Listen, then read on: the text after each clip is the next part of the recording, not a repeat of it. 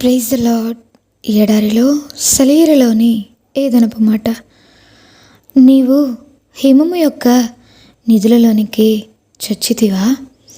ఆపత్కాలము కొరకును, యుద్ధము కొరకును, యుద్ధ దినము కొరకును నేను దాచి ఉంచిన వడగండ్ల నిధులను నీవు చూచితివా? ఆమేన్. యోబు గ్రంథము 38వ అధ్యాయము 22-23 వచనములో.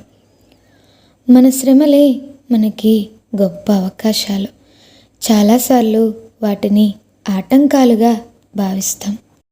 ఇకపై మనకొచ్చే ఇబ్బందులన్నీ దేవుడు తన ప్రేమని మన పట్ల కనపరచడానికి ఎన్నుకున్న మార్గాలని గుర్తించి ఆయన సన్నిధిని ఆ కష్టకాలంలో మనం వెదికినట్లయితే మన జీవితమంతా విశ్రాంతి, ప్రోత్సాహం, వివరించలేనంత శక్తితో నిండి ఉంటుంది.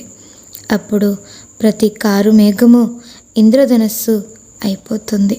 ప్రతి పర్వతము మన స్వర్గారోహణకి దారినిస్తుంది. మనం ఒకసారి వెనక్కు తిరిగి మన జీవితాలను పునరావలోకనం చేసుకుంటే మనలో చాలామందికి ఒక విషయం స్పష్టమవుతుంది. అదేంటంటే మన పరమతండ్రి మనకు తన కృపను, విస్తారమైన దీవెనలను ఇవ్వడానికి ఎలాంటి సమయాలను ఎన్నుకుంటాడంటే మనం పూర్తిగా వేసారిపోయి అన్ని వైపుల నుండి దారి మూసుకుపోయిన సమయాలను, దేవుని నుండి విలువైన ఆభరణాలను, నల్లబట్టలు వేసుకున్న సేవకులు మురికిగా ఉన్న పెట్టెలో పట్టుకొస్తుంటారు. అయితే ఆ పెట్టెలో రారాజు భవంతిలో నుండి బయలుదేరబోతున్న పెండ్లి కొడుకు పంపిన సిరులన్నీ ఉంటాయి. చీకటిలో ఆయనపై నమ్మకం ఉంచండి. మనకు అర్థం కాని సంభవాల మధ్య నిశ్చలమైన విశ్వాసంతో ఆయన్ను ఘనపరచండి.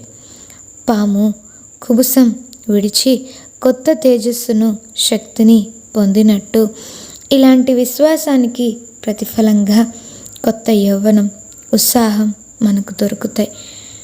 దేవుడు చూసినట్టు రేపులోకి మనం కూడా తొంగి చూడగలిగితే ఇప్పటి ఈ దుఃఖం మనల్ని ఏం చేయదు.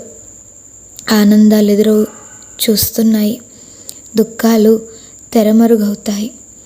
దేవుడికి తెలిసినట్టు రేపులో ఏముందో మనకి తెలిస్తే చీకటి వెంట వెలుగొస్తుందని, మస్కదారులు రాజబాటలవుతాయని, ఏం చేస్తాయి ఇప్పటి ఈ కన్నీళ్ళు మనల్ని?